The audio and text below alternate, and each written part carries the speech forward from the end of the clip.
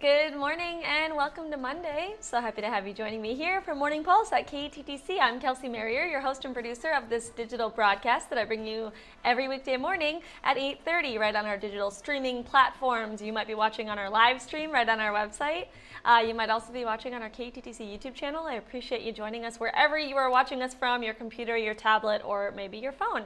I have 3 local news headlines to bring you today, a little bit to talk about in the weather department, and then I will get you on your way for the rest of your Monday. So without further ado, let us start in Olmsted County. We have a little bit of an update that we want to let you know about. We are talking about the application period for cannabis retail businesses. So those specific type of businesses, the retail cannabis businesses, the registrations for that opens today for Olmsted County.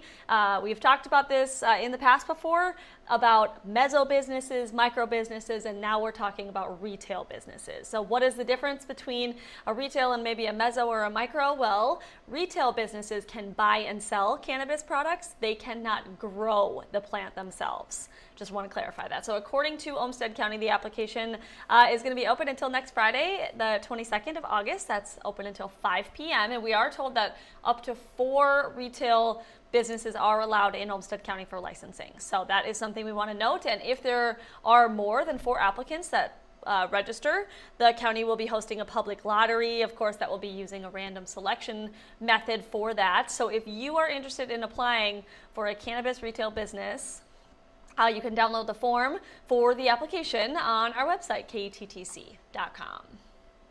All right, our second story we are telling you about is bringing us over to kind of the Mississippi River over in eastern Minnesota, but mostly really western Wisconsin. So authorities, we have learned from authorities rather, that foul play is not suspected in a medical situation that took place on the Mississippi River. That situation resulted in a multi-agency response. So if you're unfamiliar about this case, it did happen around 8:45 Sunday morning on an island near Wabasha County. Well, authorities say the call originally came into the Wabasha County Dispatch Center, but actually the incident was taking place in Buffalo County, Wisconsin, which is just across the Mississippi River from Wabasha. So law enforcement had learned that a 75-year-old man was in cardiac arrest. There was CPR that was in progress. So emergency crews from both Buffalo and Wabasha counties responded to the scene, later taking that man to the hospital. Right now, we are still waiting for any updates or any details about the identity of that man, the medical status of him. We have reached out to local authorities this morning to see if we can get that updated information for you. But that is kind of the information we have right now on a situation over along the Mississippi River in really western Wisconsin, you could say. And our third story, it is a news story, but it is also a weather-related story. We are talking about air quality issues once again. That is due to wildfires burning in Canada, and that is creating some alerts and issues for people in the U.S., but particularly in Minnesota. So we know that an air quality alert is currently in effect through tomorrow. Tomorrow at 9 a.m., I believe, for all of Minnesota. So the State Pollution Control Agency says right now the air is unhealthy for everyone in northern and central Minnesota.